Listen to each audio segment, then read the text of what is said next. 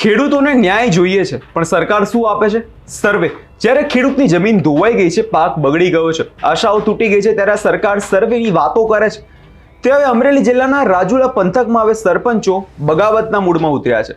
સરકારની આંખ ખોલે તેવો વિરોધ રાજુલા પંથકના 72 ગામોના સરપંચોએ કર્યો છે. વિગતે ચર્ચા કરીશું. નમસ્કાર, હું છું પ્રથમ મોદી. આપ જોઈ રહ્યા છો નિર્ભય ન્યૂઝ. 72 ગામોના સરપંચો એટલે આખો રાજુલા પંથક તાલુકા પંચાયત કચેરી ખાતે એકઠા થઈ સરકાર સામે ઊભા રહ્યા. એમની સ્પષ્ટ આક્ષેપ કે ખેડૂતોના ખેતરમાં પાણી ભરાઈ ગયું છે, પાક બગડી ગયો છે, મગફળી કપાસ ધોવાઈ ગયા છે અને એ નુકસાનીનો સર્વે તમે કોમ્પ્યુટર પર કરો છો.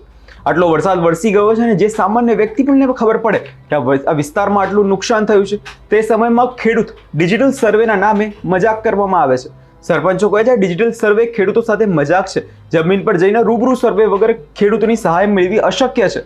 રાજુલાના ગામડાઓની હાલ સ્થિતિ એવી છે કે કપાસના ખેતરોમાં પાણી ભરાઈ ગયું છે, મગફળીનો છોડ કાળા પડી ગયા છે અને એ વચ્ચે સરકારે કહ્યું કે અમે ડિજિટલ સર્વે કરીશું, સેટેલાઇટથી ઇમેજ લઈ અહેવાલ પ્રસારિત કરીશું. સરપંચો કહે છે અમે માંગ કરી છે કે રૂબરૂ સર્વે કરો, દરેક ખેડૂતને સહાય પહોંચાડો. તે માટે તેમણે તાલુકા પંચાયત કચેરી ખાતે ઉગ્ર વિરોધ કર્યો છે. નજર કરીએ તે દ્રશ્યો પર. 72 ગામના સરપંચો એકઠા થયા છો, શું બાબત છે, શું કહેશો? આજે જે આ કમોસમી વરસાદ પડ્યો છે એનાથી ખેડૂતોને ખૂબ મોટા પ્રમાણમાં નુકસાની થઈ છે.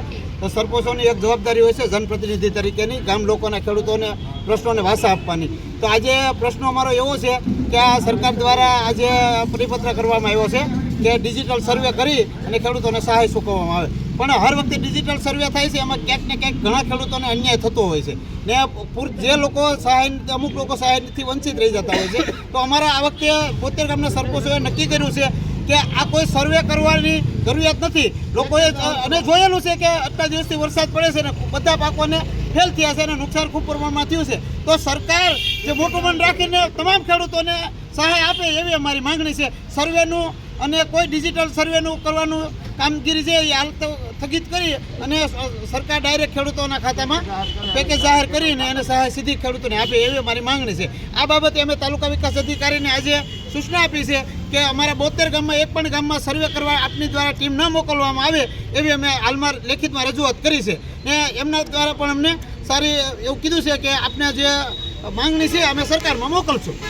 બધા સરપંચો આજે ભેગા થયો છો, શું માંગ છે? માંગમાં એવું છે કે સરપંચોને ગામમાં 72 ગામના સરપંચો એ માટે ભેગા થયા છે કે રાજુલા તાલુકાનું કોઈ એવું ગામડું નથી કે જ્યાં 5 થી 7 દિવસ વરસાદ નથી વર્યો અને પુષ્કળ ખેડૂતોનું નુકસાન થયું છે.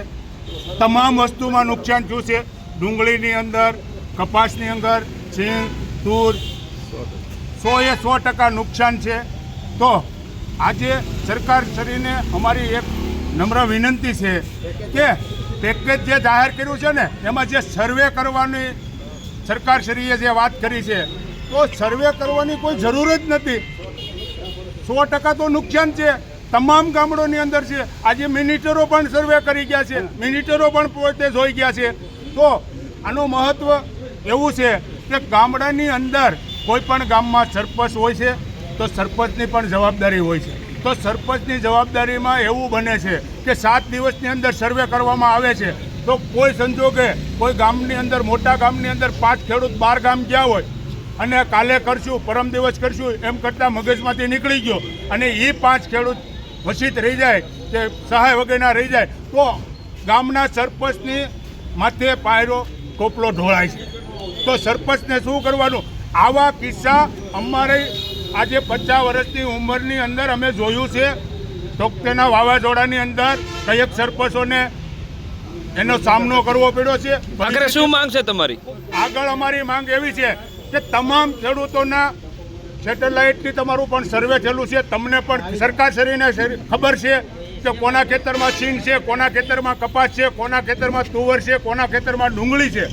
સેટેલાઇટથી સર્વે થયેલું જ છે. સરકારશ્રી પાસે બધા ગામના સરપંચોના ડેટા છે.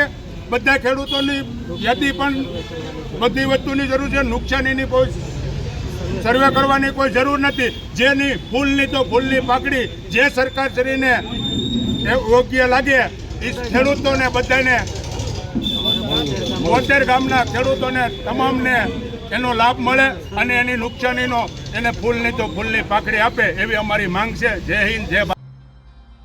રાજુલાના 72 ગામોના સરપંચોએ તાલુકા વિકાસ અધિકારીની સમક્ષ લેખિત રજૂઆત કરી છે અને સ્પષ્ટ કહ્યું છે ડિજિટલ સર્વે અમારા ગામમાં નહીં ચાલે. આ લડત માત્ર સરપંચોની નથી, આ લડત એક દરેક ખેડૂતની છે જે કમોસમી વરસાદથી જેનો પાક બરબાદ થયો છે અને હવે સરકાર એ નીતિઓથી તે પીડાઈ રહ્યો છે. પ્રશ્ન સ્પષ્ટ છે, જ્યારે જમીન પર નુકસાન થયું છે ત્યારે ત્યાં જઈને તપાસ થવી જોઈએ, ના કે સેટેલાઇટ ઇમેજથી. શું આ સરકાર આ ખેડૂતોની પીડા સમજવી નથી? રાજુલા પંથકના સરપંચોએ સ્પષ્ટ કહ્યું છે જો ડિજિટલ સર્વે નહીં અટવાય તો આંદોલન વધુ ઉગ્ર બનશે. તમારો શું અભિપ્રાય છે તે કમેન્ટ કરી જરૂરથી જણાવજો અને અમારી ચેનલ નિર્ભય ન્યૂઝને લાઇક, શેર અને સબસ્ક્રાઇબ કરવાનું ભૂલશો નહીં.